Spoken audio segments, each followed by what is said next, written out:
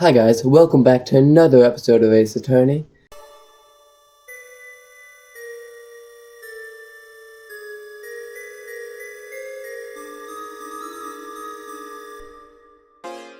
So, if you guys, as you guys can see, if you saw my last video, you might recognize this hoodie. Because I am recording this video 2 weeks in advance.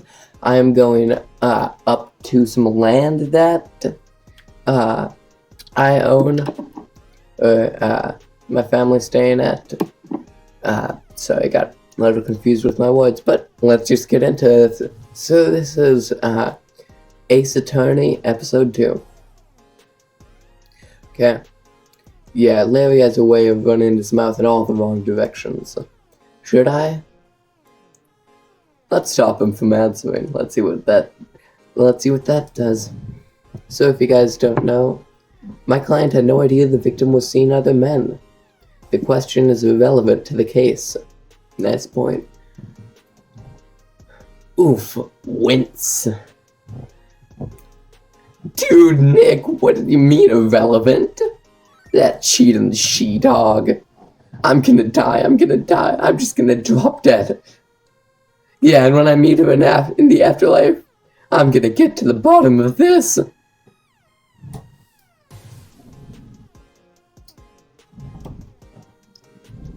Let's continue the trial, shall we? I believe that the accused motive is clear to everyone. I'm sorry if the voices changed. No. I'm recording this like a week after the first video or something, so I totally forgot how the voices sound. So these are the new voices. I believe the accused motive is clear to everyone here. Yes. Wait, yes, quite. Oh boy, this is so not looking good.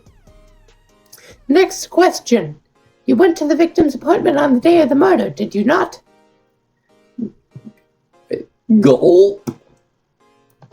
Well, did you or did you not? Maybe I did, maybe I didn't. He went. What do I do? Stop him from answering again. That worked the last time. It should work in a trial of law. I'll send him a signal. Lie like a dog. Well, see, it's like this. I don't remember. You don't remember? Wait. You don't remember? Well then, we'll just have to remind you. I got a bad feeling about this. We have a witness that can prove he did go to the victim's apartment on that day. Well, that simplifies the matter. Who's your witness? The man who found the victim's body. Oh. If you remember from the beginning of last episode, well, we'll just see. Just before making the gruesome discovery, he saw the defendant fleeing from the scene of the crime. I love this artwork that they did. Order in the court.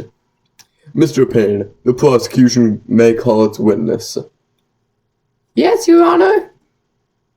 This is bad. On the day of the murder, my witness was selling newspapers at the victim's building. Please bring in Mr. Frank Sott to the stand. Please bring Mr. Frank Sott to the stand. He was born to be a witness, wasn't he? Frank Sott. I'm sorry. Mr. Sott, you sell newspaper subscriptions, right? Oh, yeah, wait. Oh, yes, newspapers. Yes, I do.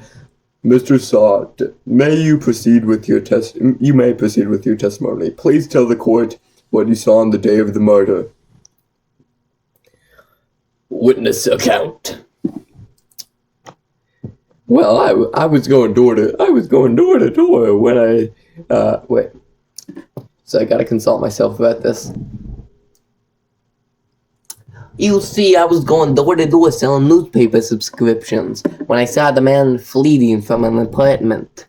I thought he must be in a hurry because he left the door half open behind him. Now then, I started thinking that it was strange, and I looked inside the apartment. Then I saw lying there, a woman not moving, dead. I quailed in fright and found myself unable to go inside. I got to call the police immediately. However, the phone wasn't working in her apartment, wasn't it? I went to a nearby park and found a public phone. I remember the time exactly. It was 1 p.m. The man who ran without a doubt was the defendant, sitting right over there.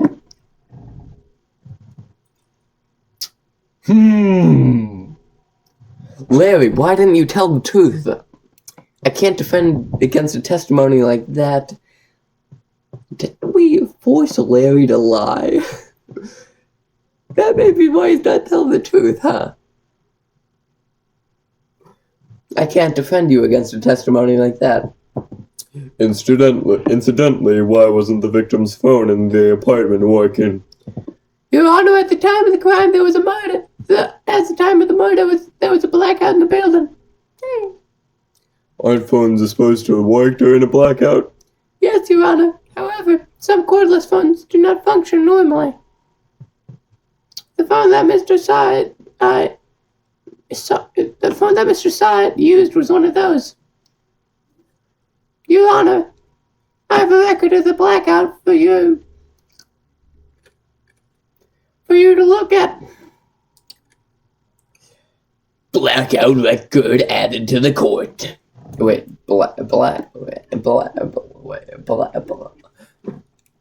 Now, Mr. Wright. Yes, Your Honor. You may begin your cross-examination. Cross-examination, Your Honor? Oh my God, they totally... All right. This is the real deal, isn't it? Exactly what am I supposed to do? Why, you have to expose the lies in the witness's testimony. Lies? What? He was lying? Your client is innocent, right? Then the witness must have lied in his testimony. Or is your client really guilty? How do I prove he's not? You hold the key in the evidence. Compare the evidence to the witness's testimony at hand. Wait, I'm sorry, I am reading this entirely wrongly. There's bound to be a contradiction. First, find the contradiction between the court record and the witness's testimony. Then, once you find the contradicting evidence, present it and rub it in the witness's face. You do not sound like a good lawyer. You just sound like an a-hole, don't you? You just sound like a bad person. Really? Really? Really? Rub it in their face. So look in the camera. Of course. Okay. Open the court record with the R button and point out the contradictions in the witness's testimony.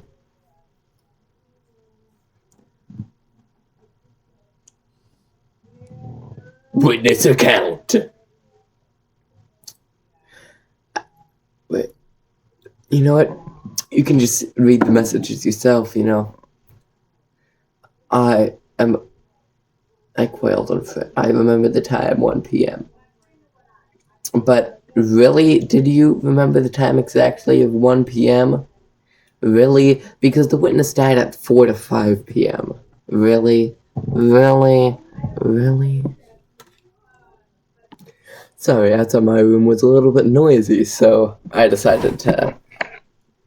There's not a blanket on my door. Okay, let's get back to the game. Are you sure you found the body at 1 p.m.? You're sure? Where did I... Okay, there are my controllers.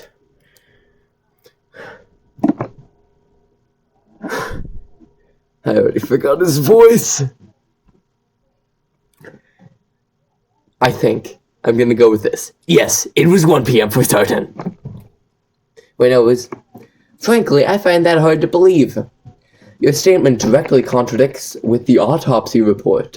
The autopsy report notes the time of death sometime after 4 p.m. There was nobody to, no, but this is not... A woman is dead. A woman is dead. This is not the time to make puns. There was no body to find at 1 p.m. How do you explain the 3-hour gap? Not with another pun. Wait. Oh, I'm just gonna go with this voice. Mrs. Trivial, the witness merely forgot the time. After his testimony, I find that hard to believe, now don't I? Mr. Side, why were you so certain you found the body at 1 p.m.? Gee, that's a really good question now, isn't it? Great job, Wright. Way to put him on the spot. That's all you have to do, and point out contradictions. Lies always beget more lies. See through one, and the whole story starts to fall apart.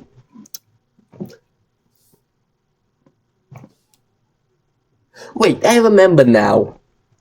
Would you care to give a testimony again? I'm sorry, I was about to say it's way too early for this, but it's 3:43.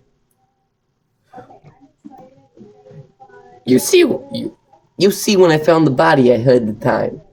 There was a voice saying the time. It was probably coming from the television. Oh, but there was it was 3 hours off, wasn't it? I guess the victim may have been watching a video or a taped program.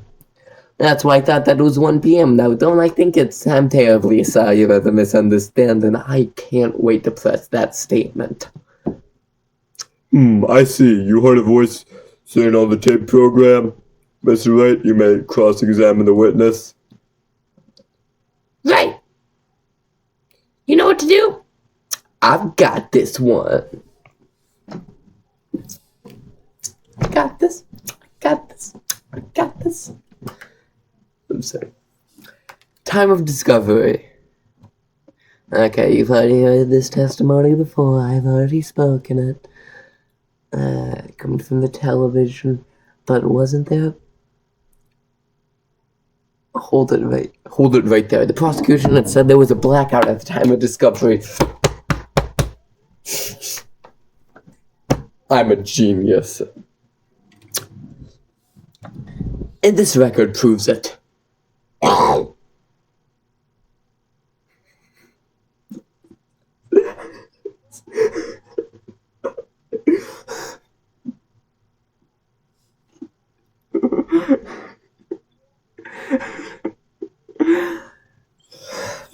I'm sorry. Just saw something really funny. Let's go with that. You couldn't have heard it on television or... Wait, you couldn't have heard it on television or a video. Was it just me, or did his hair fly off his head for a second there? But like... Wait, pretty good. It just flew off his head. I could see the wall behind him.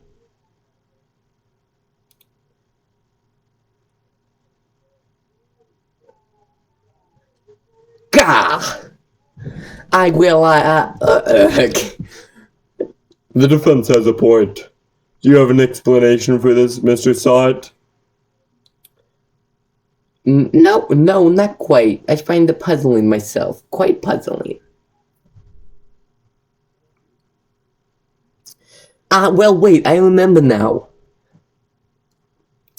Mr. Sott, the court would prefer to hear an accurate testimony from the very beginning. These constant corrections are harming your credibility. And you seem rather distraught. My apologies, Your Honor. It must have been a shock to find the body. So you can, about those other contradictions, you can just Forget about it. forget about it. Don't worry about it. Don't worry, be happy. You know that song? Very well, Mr. Sot. Let's hear your testimony once more, please. Hearing the time. Actually, I didn't hear the time. I saw it. You saw the time. So Mr. Sot saw it. Did Mr. Sot see it? Did Mr. Sot saw it? Did Mr. Sot saw salsa? Okay. Actually, I didn't hear the time of death. I saw it. There was a table clock on the apartment. There was a table clock in the apartment, wasn't there? Yeah, the murder weapon. The killer used it to hit the victim. That must have been what I saw. Okay. Well, actually, once we get to the cross-examination, Mr. Sot, this next cross-examination, that's going to be the end of the video. You saw a clock? That would explain it. The defense may cross-examine the witness. Gladly. Well, this has been a really great time, and this has also been The Egged. Thank you guys for watching. Goodbye! Wait, goodbye!